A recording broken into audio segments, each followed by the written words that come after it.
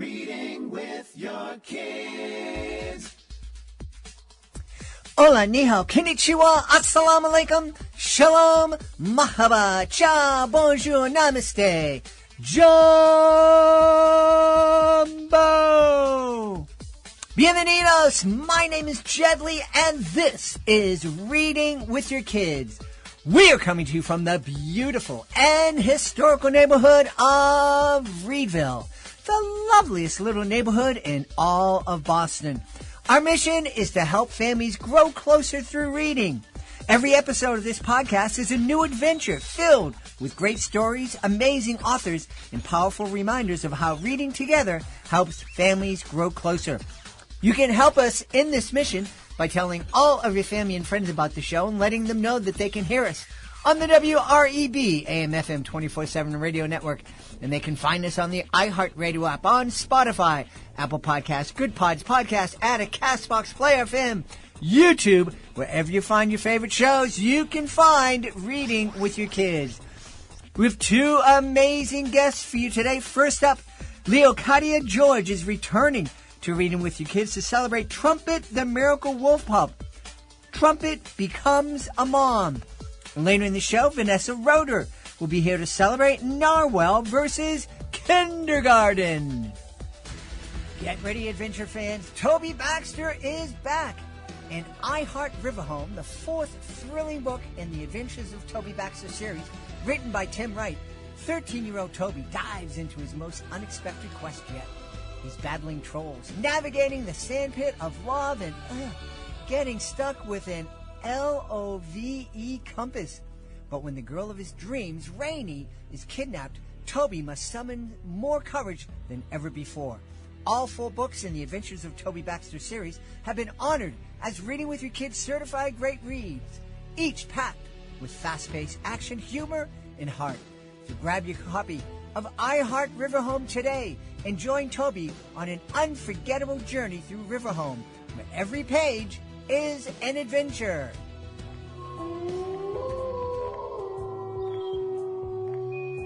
This episode of Reading with Your Kids is brought to you by Trumpet the Miracle Wolf Pup series. There's a brand new book in the series, and we're so excited to tell you all about it. Trumpet Becomes a Mom. In this exciting book, Trumpet and Lighthawk, now a bonded pair, start their own family with their very first litter of pups. Families can read together, schools can explore the importance of wolf packs and conservation, and Trumpet fans everywhere can celebrate this milestone in her incredible journey. Grab your copy today. Available on Amazon, Barnes & Noble, select bookstores, and the Wolf Conservation Center, where Trumpet and her family live. Plus, 50% of all profits go right back to supporting the Wolf Conservation Center, with more donated to Lighthawk Conservation Flying. So grab your book today and have a group haul for Trumpet and her family.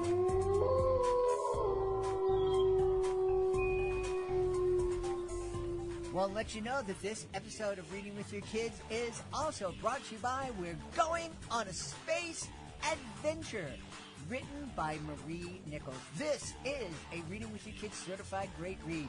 Blasting off and speeding through space, Graham cheers to the moon and beyond. But Bracken quickly learns that Graham has a fear of flying and that he must manage control of the spaceship. On the moon, they narrowly escape a hideous monster as a crater explodes, and on Mars, they need to outrun Martian creatures or risk becoming their dinner. Hoping to find a friendlier planet, they decide to try Jupiter. Then clank, clank, clank, something is attacking the spaceship. You and your kids are going to love this book. It's fun. It's exciting. It celebrates intergenerational friendships, and we love those. We're Going on a Space Adventure by Marie Nichols. It is a Reading with Your Kids certified great read. I am very excited. We have been speaking to this author for many, many years. She's returning to the show to celebrate book 4 in her Trumpet the Miracle Wolf Pup series. The new book is called Trumpet Becomes a Mom. Please welcome back to the show, Leokadia George. My friend, how are you?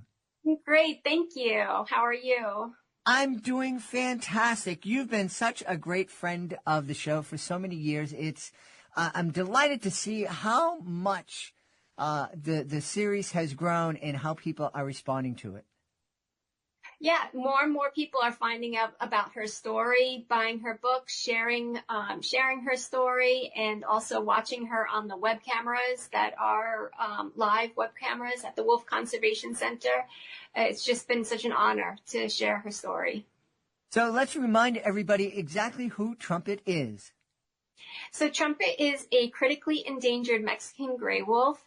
She was born at the Wolf Conservation Center. They partake in the SAFE program, and that's saving animals from extinction. Because these are critically endangered animals, they do need human intervention to make sure that they don't go extinct. And so she just highlights the conservation aspect, along with the heartwarming story of how she was born and grew up and found love and now became a mom. What is it? What is it that caused the Mexican gray wolves to become almost extinct and needing protection? I would say primarily it was hunting and killing of wolves. When they realized the numbers were going down and that humans would need to intervene, they were found in a portion of Mexico.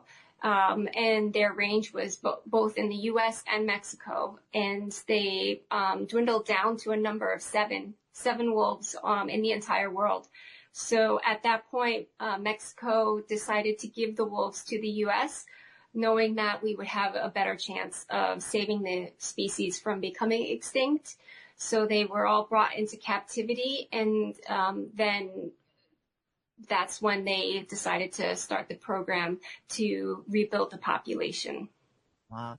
And what's the biggest difference between the Mexican gray wolves and other wolves that might be native to parts of the United States? So Mexican gray wolves are a subspecies of the gray wolf. Most people, I think, would recognize the Canadian Rocky Mountain gray wolves. Those were the ones that were introduced into Yellowstone. But I think a lot of other people would also recognize the Arctic wolves. We do have another critically endangered wolf species that's the red wolf.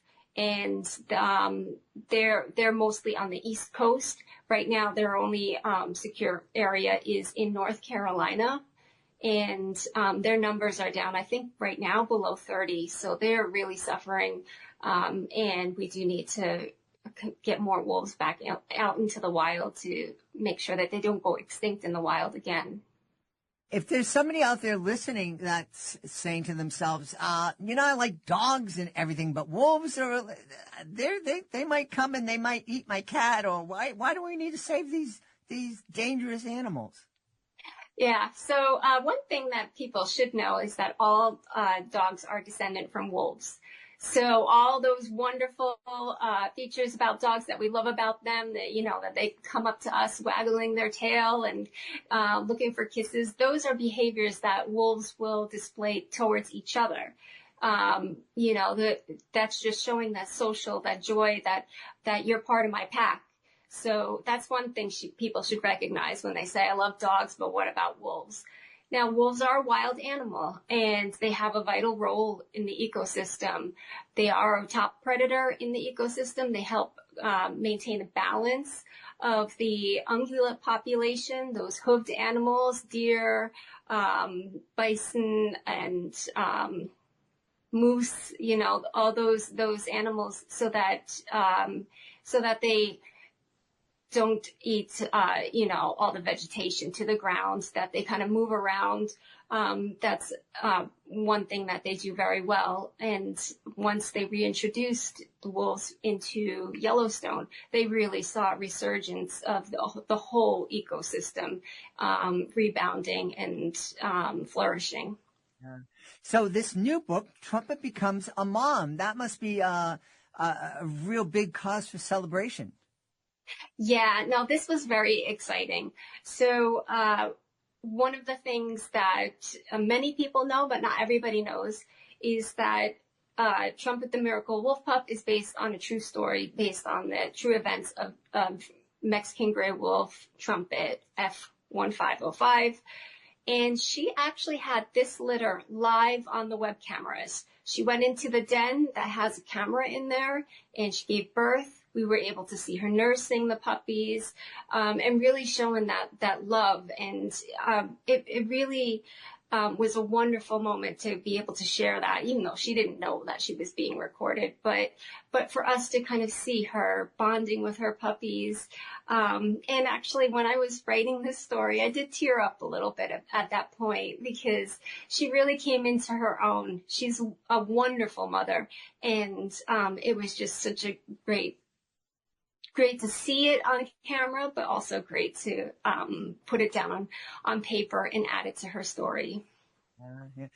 What was it that drew you to Trumpet in the first place? So it was actually me learning about her story, that she is the only descendant from her father, and, knowing that we needed more good wolf books out there for young kids. And with kids, they really do relate to one, either person or animal. When they're really young, it's kind of like a one-to-one is a great way for them to create a bond, to learn. So it was a great opportunity to share her story, considering she was the only pup in her litter. And that way we could start that bonding moment. And then, as she grew up, she meets another wolf. And then when she becomes a mom, now they're a family of 5. And so, but at least the young kids could kind of go through that track of, when she was just a little puppy, and really create that bond. Yeah.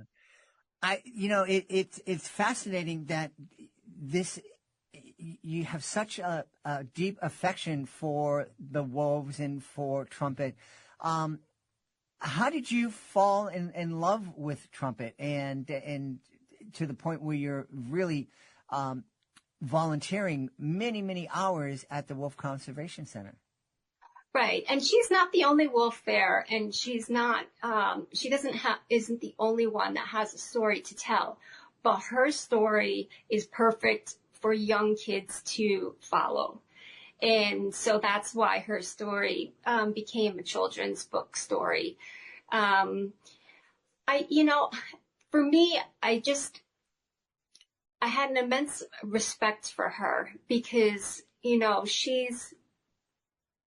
if I were to guess as far as what I know her personality is like, there's a high chance she would not have left her parents to start her own family.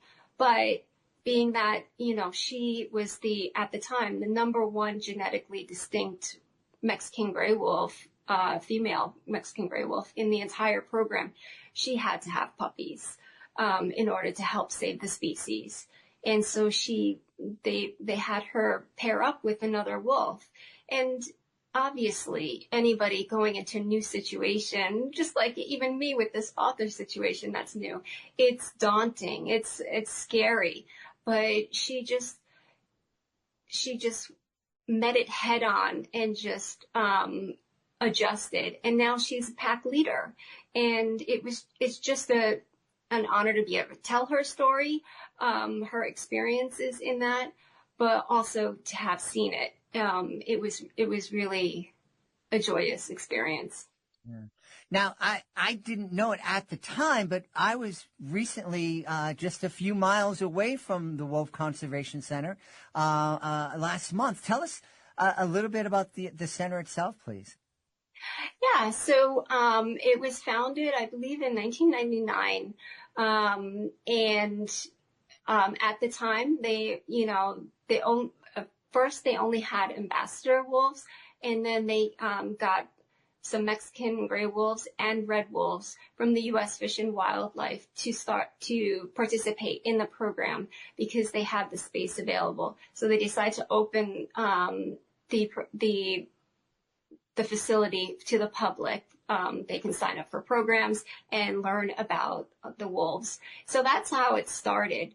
and then they grew their social media reach, and that really expanded their reach. So there are people that follow the Wolf Conservation Center from the other side of the globe. We have followers from Australia and China, and so all over the place, people tune into those web cameras. They follow Facebook or Instagram. And then we do have guests that fly in from across the globe. We've had guests with many, many different accents coming in to visit the Wolf Conservation Center and see these amazing wolves. Yeah. And it's located just like an hour or so, or 2 hours from New York City, north of New York City? Yeah. Less than 2 hours. It's probably about an hour. I mean, it depends on traffic. But it's in South Salem, New York. And so we do have people coming from the city as well.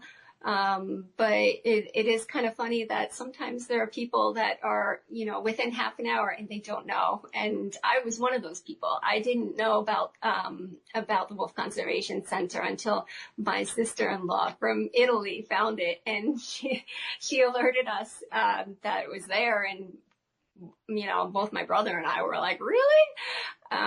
And that's how we got involved. That's how I got involved with the Wolf Conservation Center. You just went and said, well, I have to visit this place. It's right around the corner, and then fell in love with it, huh? Yeah. No, she had wanted to go while she was visiting here. And unfortunately, all the programs were booked out. So at that time, she wasn't able to go. But I decided, this great opportunity, and I saw that there were volunteer opportunities there, so I just signed up to volunteer, and I've been taken with it ever since. It's just such a great community there, and just the work that they're doing is wonderful. An Italian brought me to on a very interesting trip. We had, we've hosted international kids in our home, and one of them was a young woman from Milan, Italy, and she was in medical school, and she came and spent a couple of months with us, and then went on tour with me and my daughter, and we were traveling all around the southeast of the United States, and we're in Atlanta, and somehow she found out that the CDC has a disease museum. And she came up to me. She said, Jed, can we go to see the disease museum? And I thought, okay. And we went, and it was the most unique and bizarre experience we ever had. And I'm really glad that we did it. And I could say we went to the disease museum, and I seem to have caught a disease, and I can't speak now. It's contagious. I had that disease on Monday. So tell me about you as a writer. I know that you're a therapist in your day job. Did you dream that you'd be a writer someday, or was this a complete surprise for you? Oh, this was a complete surprise, and I wouldn't have done it if I did not recognize that her story would resonate with kids. So, once I started learning about her story, writing it down, that I could do. That was fine. It was adjusting the writing and editing and, taking a lot of content out to make it something that 3 and 4-year-olds could enjoy, just because I didn't want it to become overwhelming. So I did have the choice whether I should make it a children's book for older kids, but being that, there are some, stories that really vilify the wolves and that we grow up with, and I realize we really do need more good wolf books out there. And by good wolf, I mean something that's more realistic. Mm-hmm. Her story is great, actually, because so many aspects of her life, they highlight various aspects of conservation. And then the challenges to make it something that, you could talk about with young kids. And if, as they get older, that's when you can kind of talk a little bit more in depth and detail about it. But for these books, it's more just an introduction of that aspect. One of the things that I like to highlight in the third book actually is that her mate was flown in with a conservation group, a group of pilots that help endangered species, and that airline is that conservation group of pilots. It's called Light Hawk Conservation Flying, and so her mate was nicknamed Light Hawk as a thank you to them. And so that's a perfect opportunity. And you don't have to talk about the whole background of this conservation group with the kids, but it was perfect timing to just be able to show the plane in there. And then, in the back of all the books, I mention who's featured in the books. But, the kids love to talk about, like, a wolf was on a plane. So these are just great opportunities throughout her life that highlight the various aspects of conservation. Yeah, yeah. And are you able to get out and visit classrooms and share trumpet stories with kids in their schools? Oh yeah. And actually in the fourth book, Trumpet Becomes a Mom, the newest one, one of the things I wanted to highlight was education as far as conservation efforts, both in the classroom at the Wolf Conservation Center when they do the programs. I wanted to highlight that, but I also wanted to highlight that teachers can use these web cameras or the information from the Wolf Conservation Center in their classrooms right there. And that's one of the teachers that was featured. I did an author visit and a reading to her class, and she just loved it. And she would start off every day in her classroom having the kids come in front of the TV, put on the web cameras. They would settle on the map right in front, and that way not everybody's running around and talking, and they were focused. And that's how they would start the day, and then they would go into their classroom routine. But it was just a great gathering moment, and just to get the kids together, focused. And she would do that every day, and I was like, just because she embraced it so much, I was like, I have to feature this and just let teachers know that this is also an opportunity to teach kids about wolves in a way that's not overwhelming, daunting. And you can just observe. And when I tell you on these web cameras, just observing the wolves is such an amazing experience. They have such grace. And a lot of times they're just kind of hanging out and kind of like sleeping, but sometimes there's playful moments. It's really nice to be able to just kind of watch them in their natural habitat. Yeah, cool. How big is the conservation center? These guys have acres to run around in? Yeah, so each of the enclosure is over an acre. Overall, I believe the conservation center is over 30 acres, but obviously it's divided by families. So each pack is a family, regardless of whether it's mother, father, and puppies, or there are some families that are just siblings, and they consider themselves families. It's not, it makes no difference to them. They're a team, they're a family, they care about each other, they have their little family squabbles as well, but they're a family. And so each enclosure has one wolf family. That's fascinating. Really, really is fascinating. I'm curious, are we going to look forward to Trumpet Becomes a Grandma and number 5? So one of the things that wolves do is they will have try to have puppies at least each year.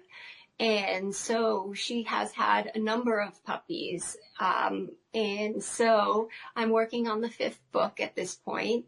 Again, like I said, her story highlights so many aspects of conservation. And one of the things, because these animals, they're so critically endangered, the challenge is the genetics. Right now, in the wild population, all the Mexican gray wolves are considered full siblings genetically. And so that's really challenging when wolves are trying to pair up and have families of their own.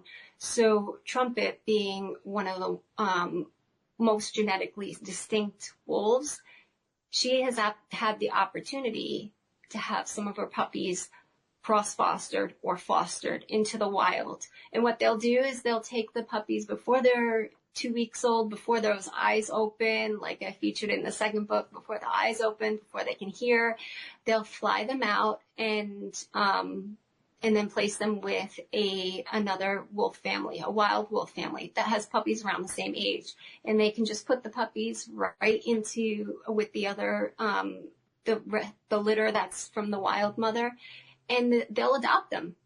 And they're one of the animals that will welcome and adopt other puppies or other baby animals. And because she's had that opportunity, and not every wolf has that opportunity, but because she did, as far as the conservation aspect, I thought it'd be a great the perfect timing to write the 5th book and show that the conservation efforts are not only within these facilities, but also in the wild. So a conservation person somewhere in the world knows, oh, this wolf over here is going to have a baby. So, and what, did they sneak them in the middle of the night with the baby and just put them with the other babies there and try to get out before the wolf mother wakes up? So wolves are really scared of humans. And what will happen is that when the people with the small puppy are hiking in the area, they will leave the den. The mom will leave the den and hope that she did a good enough job hiding the den that no one will find it.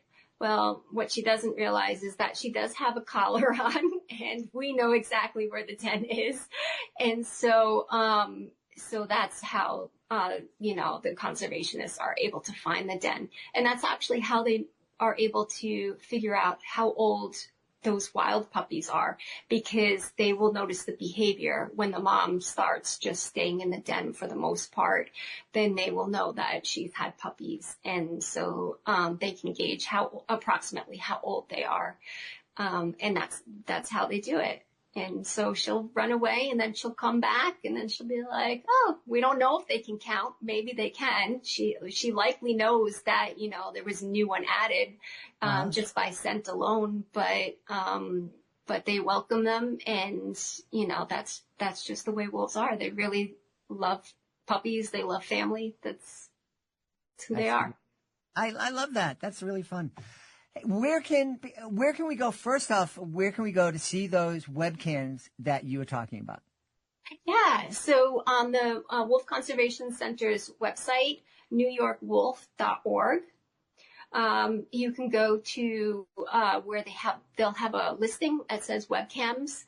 So there's various ways to get there. Either you can go to Meet Our Wolves, and they'll show the web cameras, or they'll highlight where you can go to the web cameras. And each family has webcams, so you can watch, the different families. If, one family's not doing anything exciting at the moment, you can go to the other family, see what they're up to.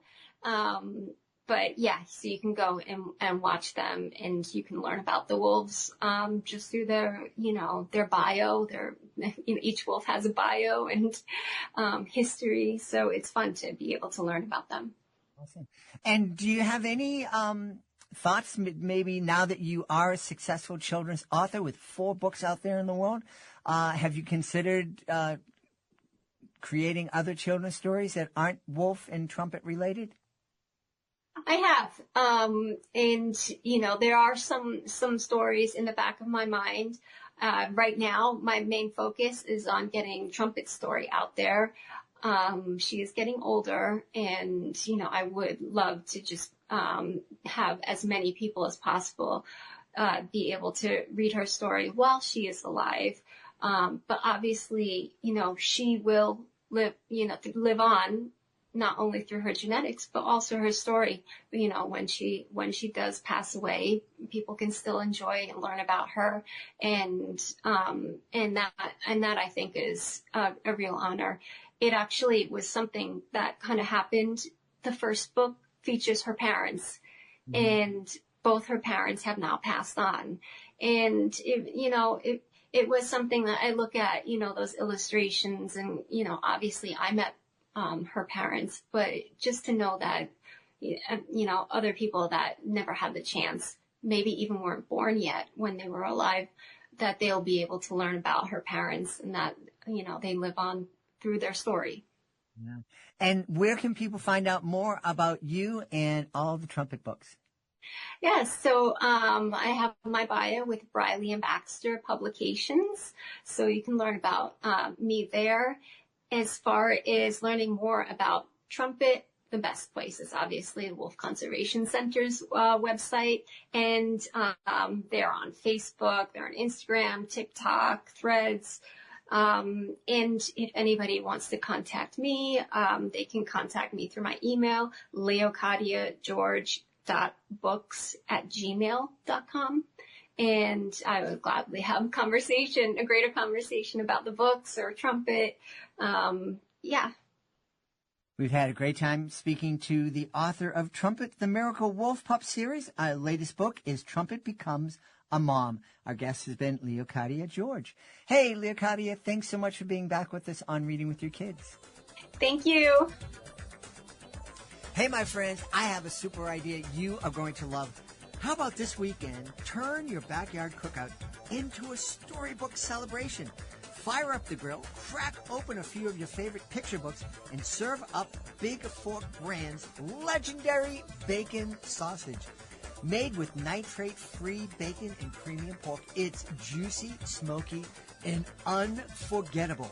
Top it off with Big Fork's spicy Chicago fire sauce, and you've got a meal as bold as the characters in your favorite bedtime tale.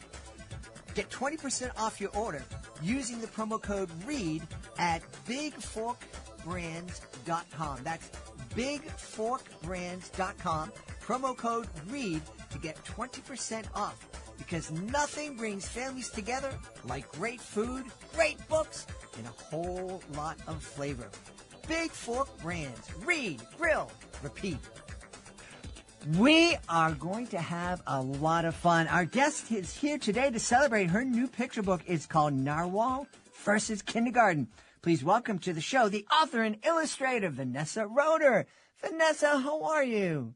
I'm great. Thank you so much for having me. I'm so excited to be here and to talk about all things books. Yes, and Vanessa and I were just talking about some of our less than successful experiences meeting authors at children's book festivals. You were sharing with me, well, we won't name names. You were sharing with me one of your experiences at the Texas Book Festival. Have you had the chance to have a table there and meet your fans at that event or other events? I haven't. When my very first book came out, I got to do a book reading at a tent, and it was a wonderful experience. It was one of my very first book readings where I had to draw in front of a live audience. I was terrified, was not used to drawing in front of people. I'm used to being at home, staring at my, paper on my desk and getting to make all the mistakes just in the comfort of my own space instead of out in front of people. But overall, it was a wonderful experience. I had kids come up and help me draw. And and I hope one day I can get back there. Yeah. I mentioned it because I wasn't aware of these things when my kids were young, because they would have loved to have gone and meet some of their favorite authors, be introduced to some new authors. So people, if you're listening, if you have a chance to get out to a book festival, take it up. Most of them are absolutely free. You end up spending maybe a couple $100 on books, but that's your choice. No one's forcing you to do that. It's a win either way in my book. You go spend a little money and you get these wonderful things we call books that you cherish forever.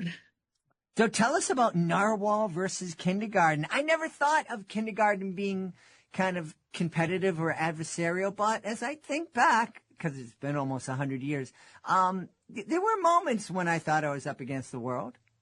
Yes. I think, there's always this fear with starting something new. And in this case, Narwhal versus kindergarten, it's about a narwhal named Hugo who's navigating his first week of kindergarten. And he's running into all sorts of problems because he has this big, tall tusk that's getting in the way of so many things. And he wants to hide his tusk. He wants not to cause all this trouble. And so he starts to think he's the only one dealing with all of these problems. But what you learn as you go through reading this book, what you learn is that there are other characters in this book that are also having their own struggles. And it all culminates in this baseball game where they end up working together and helping each other. And you learn that that your problems may not go away, but when you're working together and when you're including everybody and when you are showing empathy, that it makes the process a whole lot easier to navigate. Yeah, I love that. Now, this is probably going to sound very unkind, and I hope there are no narwhals or friends of narwhals listening, but that is a weird, that thing, that tusk, that is kind of weird and definitely would get in the way of a lot of things, I think. Yes, it's, narwhals are whales. They're commonly referred to as the unicorns of the sea because they have this enormously long tusk, which it's a tooth. You want to say it's a horn because it looks like a horn, but it's actually a tooth that sticks out of what is, like in the book, it looks like it's sticking out of the top of his head, but it's actually sticking out of the front of their face. Just like an elephant or a walrus, they have big tusks. This is the narwhal's own tusk. And I feel like it would get in the way of a lot of things. Yeah, and it doesn't seem to have a purpose. It's not like you could, get food, use it to hunt. I mean, then the fish would be just hanging out there like, 2 feet away from your mouth. Yeah, they're still, I think, trying to find out why they have the tusk. I think they're sensitive like a tooth is, and maybe it's for, it helps with navigating and figuring out the world. But yeah, it seems like a fun accessory more than anything. So was it that fun accessory that inspired you to create a book about a narwhal in kindergarten?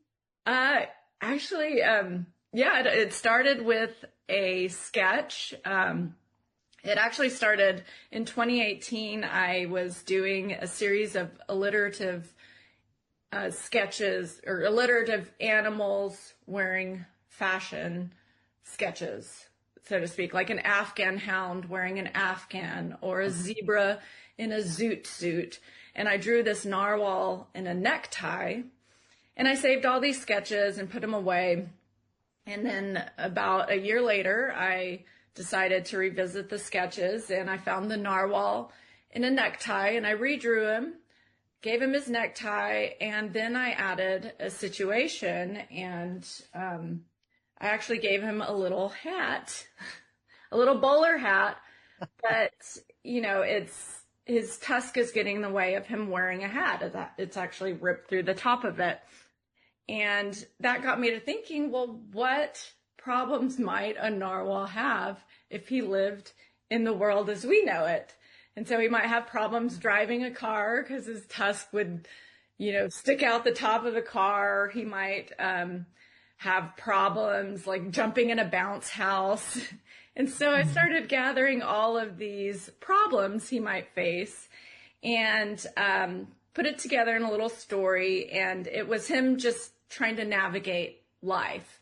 And it was my editor who suggested, well, why don't I focus it to be revolving around his first week of kindergarten? So then I had to go back to the drawing board and figure out, well, how might the tusk get in the way of activities in kindergarten?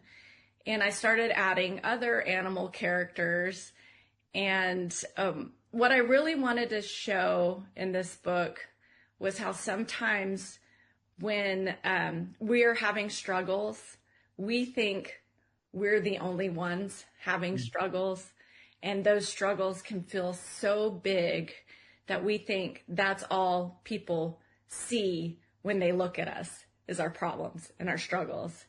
And I wanted to show that everybody has different struggles they may face. And the way I showed that in the book was by through background humor. So we've got this main story of the narwhal navigating his way through kindergarten, causing all these problems.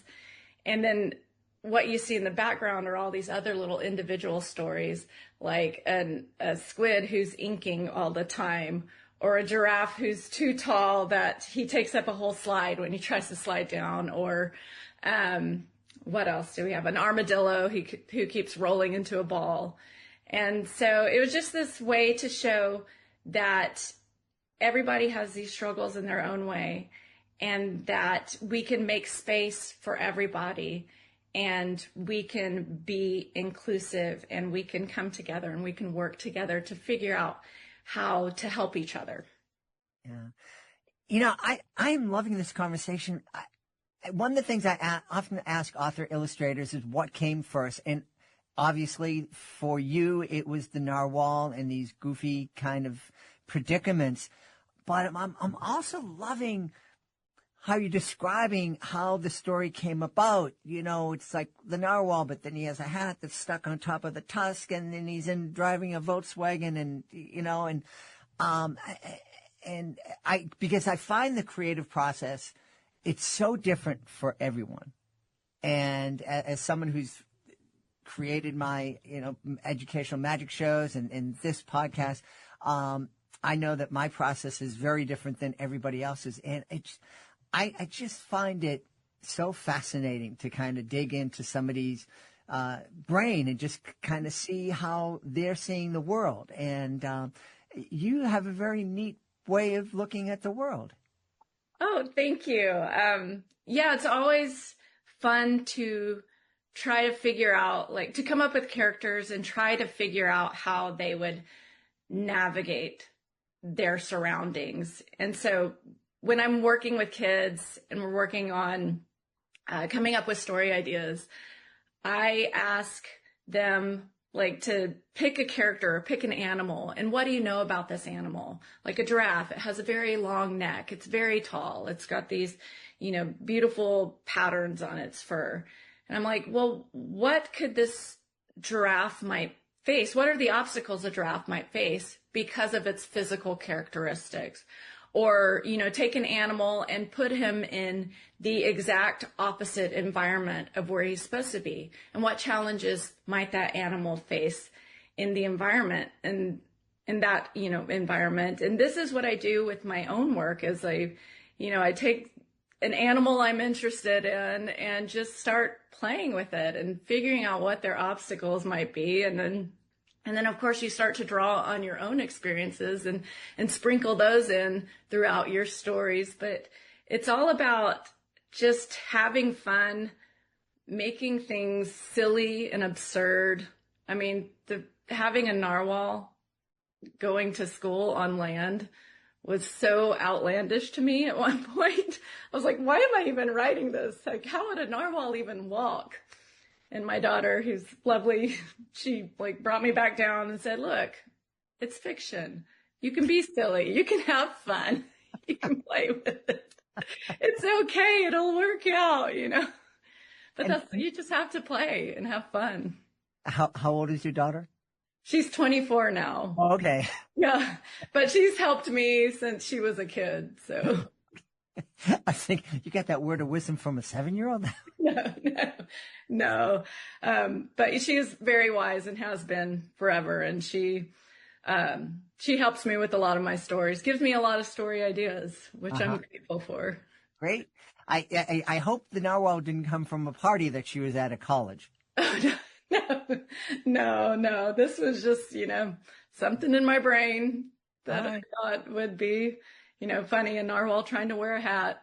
And that's what started the whole process. And I love how it bloomed into this wonderful story about connection and cooperation and inclusion. I'm imagining that reading this book with my kids when they were younger would have been such a blast, not only talking about the story, but seeing all those other things that are going on in the background. I'm guessing you could, a family could spend 10, 15 minutes on each spread just looking at all the other chaos that's going on. Yes, yes. I love to add those extra little stories within my picture books. You know, it makes for good rereadability. The kids can come back and see something new every time. I remember reading Goodnight Moon with my daughter, and there's a little mouse in the book, and it moves around the room on each spread. And that was such a fun game for my daughter to go find where the mouse was in each spread. And so I like to do the same for my books because I think having those details, having those little extra stories and nuggets that kids can come back and find, it makes it such a fun journey when you read the book again and again. And of course, we as parents know we have to read the book over and over and over again if our kids like it. But it helps make things new and fresh and exciting. Yeah, absolutely. And that's why it's worth the $15, $20 for a good children's book, because you're going to read it 500 times. Yes, exactly. And I do like to add jokes in there that I think are more for the adults as well. So it makes it fun. And I do that as, you know, since I was a parent of young kids and having to read those books. And when my kids would latch onto books that, you know, weren't the most fun to read and we'd have to read them over and over again, I always appreciated the books that had some humor in it for the adults. Yeah. One of my favorite things when I was doing my educational magic shows full time was I would have these jokes that I knew were going to bomb. It was going to go over everybody's head, especially the kids, but there would always be one or two teachers in the back of the room. I'd say the joke, it would land, it would bomb, and then you just hear this from a teacher in the back. I'm like, yes, score.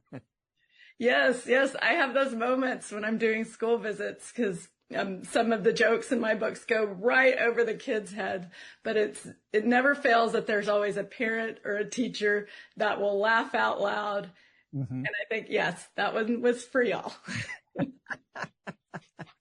Now, going back to your process, as you're creating the book and the different spreads, do you go through one time telling the story of the narwhal, and then when that's kind of finished, then do you go back and add the little kind of Easter eggy things of the giraffe going down the slide and all that kind of stuff?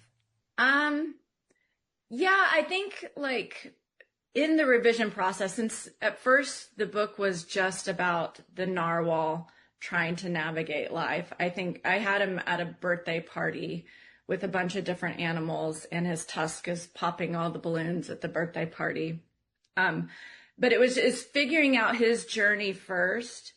And when we focused it on kindergarten, and I knew I had all these other characters at this birthday party, and I wanted to include them all in this class. And while I had his journey figured out, that's where the fun comes in, where you start to figure out, okay, how can I incorporate all of these animals in a fun way? And then it goes back to like, okay, what are these animals' characteristics? And what would their obstacles be? And how can I include that into the story? And there are some animals in here that you don't see, like there's a fox, and you don't see his struggles throughout the journey. But you do see little struggles with other characters. And so I had already established a lot of these. And so it was just trying to figure out how I can put these little nuggets throughout the book that makes it fun. And that, shows the kids that they're all different and they're all going to have different struggles in the same setting. Yeah. Yeah. I think that's such an important message and a great way to start conversations. I remember having an experience with my son and his friends when they were in 7th or 8th grade, and they were all trying really, really hard to show each other that they knew what was going on, that they had everything together, and none of them had a clue. And it was so bad, I actually just came out and I said that. I goes, you're all trying to kid each other. None of you guys have a clue. So just revel in your ignorance and just get together and try to figure it out together. Right. Exactly. And I think, writing this story and drawing on my own experiences, like it might not be something you realize that early on in life in kindergarten. Of course, it was something I came to much later in life, learning that, oh no, they're not all focusing on my problems. They're all focusing on their other problems. But it's not that you don't have those struggles when you're little and fears and anxiety. And I think there's so much to be said for shared experiences that, when you're not alone, that you have a community around you, you have a group of friends around you that can help you in whatever you're going through. It makes it so much easier to realize that at a younger age instead of hiding and trying to, like you said, with your sons, trying to project this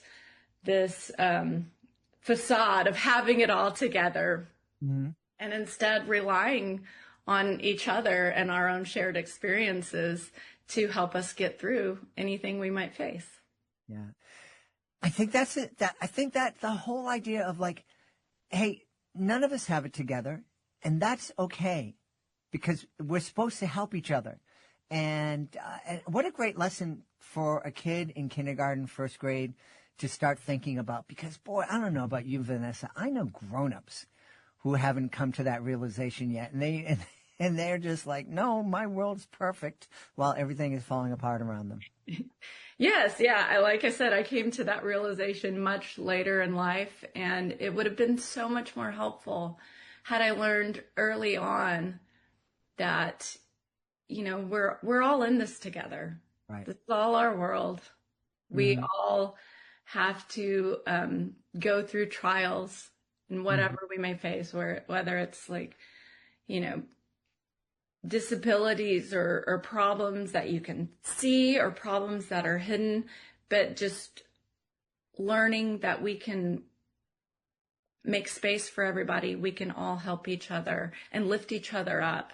Yeah. It makes our experience so much more beautiful. Yes. I agree. Hey, what's the next project? Can you give us a sneak preview of what you might be sketching in your imagination now? Oh, gosh, I'm working on several things right now. They won't be out for a while. One of them's a book about pirates. Ooh. Yeah, I know. I have a lot of fun. That one came about thanks to my daughter. I try to sneak pirates in my books for some reason. They've become a fiction. They're in 2 of my books. I tried to get them in 3, but they were cut. And I was telling her, how I tried to put pirates in all of these books, and she goes, "Ooh, Mom, it's like the pirates are trying to take over your stories." And I went, "That's a great idea." So that was the start of that one. I'm also working on a story about a tuxedo cat and a story about a pocket mouse. And and they're kind of in the early stages of their journeys. I'm in the process of figuring them all out, but it's fun. Awesome. Well, you have an open invitation to come back and celebrate the pirate or the cat or the mouse whenever you're ready. Thank you so much. I would love to talk with you again and tell you more about these characters. let's tell everybody where they can go to find out more about Narwhal versus kindergarten and more about you. My website is vanessaroeder.com, and all of my social media is under Nessa D Art. That's NESSADEE Art, ART. Awesome. And yeah, you can find what I'm working on. You can find silly videos. You can find all my books. Very cool. Very cool. We've had a great time speaking to the author and illustrator of Narwhal versus Kindergarten. Our guest has been Vanessa Roeder. Hey, Vanessa, thanks for being on Reading with Your Kids.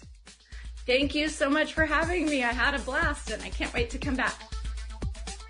Hey, we hope you've enjoyed this episode of Reading with Your Kids and will join us for the next exciting episode of the show.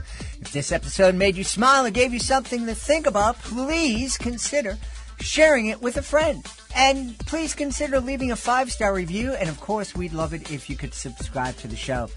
We'd also love it if you could connect with us on social media, facebook.com/readingwithyourkids, at Reading With Your Kids on Instagram, and at Jedley Magic on X. I want to thank the folks who made today's show so wonderful, starting with our guest, Leokadia George. Please be sure to check out Trumpet Becomes a Mom. And Vanessa Roeder. Please be sure to check out Narwhal versus Kindergarten. I want to thank my team, Fatima Khan, Chris Doherty. I want to thank my beautiful wife for all the support she gives me. Most of all, we all want to thank you. Thank you so much for taking the time to join us today. And as always, thank you so very much for taking the time to make the world a better place. And you do that every time you read with your kids. I'll be looking for you in the next episode of Reading with Your Kids.